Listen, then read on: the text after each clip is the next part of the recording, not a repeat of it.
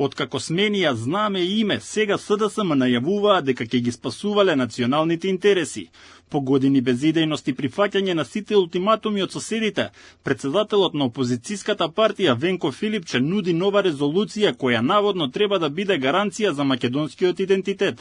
Собранието изгласа слична резолуција во 2021 година. За неја гласаше и СДСМ, но само една година подоцна целосно ја погази со прифаќање на францускиот предлог, кој освен што ги загрози националните интереси, ги блокираше и евроинтеграциите. Сега предизборно повторно ја отвораа темата за истратување на македонски црвени линии, кои тие веќе во повеќе наврати ги показија. Ќе видиме документот ова недела, па ќе разговараме и за следните чекори.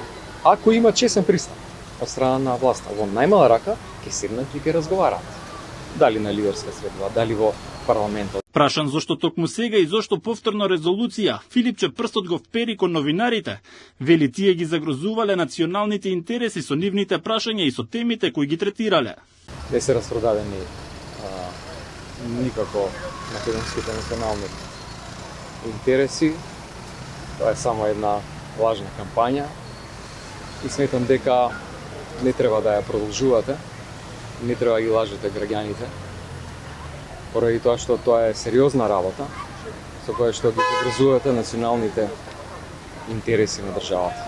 Премиерот веќе ја отфрли идејата за нова резолуција, зашто како што вели, СДСМ и ДУИ веќе еднаш гласале декларација за неприфаќање на ултиматум од Софија, но потоа прифатиле се и целосно ги подкопале македонските позиции. Мислам дека СДСМ и Демократската унија за интеграција го потценуваат народот и граѓаните и играат на картата на кратка меморија. Јас ќе ги потсетам дека тие истите веќе има една таква декларација во собранието, да не ги прифаќаат ултиматумите на Софија, тие за жалу прифатија се. Ке ве вратам уште поназад во времето, кога имаше исто така една декларација во парламентот, кога немаше да има промена на името на државата, исто гласано од СДСМ, пратениците, па знаете, СДСМ кога дојде во владата, што све правеше и што све се случуваше кога се менуваше името на државата. Инаку Филипче излезе и со обвинување за министерот за надворешни работи. Тврди дека наместо да ја придвижи државата кон Европската унија, тој преговарал за поевтин роаминг. Муцунски експресно му одговори: преговорите не се блокирани зашто тие никогаш и не започнале токму поради СДСМ и ДУИ.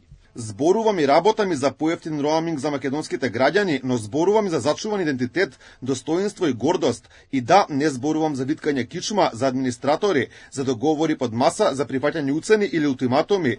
Како што тие го правеа тоа, тука има разлика и граѓаните ја гледаат таа разлика. Инаку опозицијскиот лидер излезе со предлог за нова резолуција веднаш по враќањето од одмор. Филипче речи си еден месец не беше присутен во јавноста, освен преку папарацо фотографиите кои се појавија од луксузната јахта, која ја делеше со поранешниот премиер Заев на Егејското море.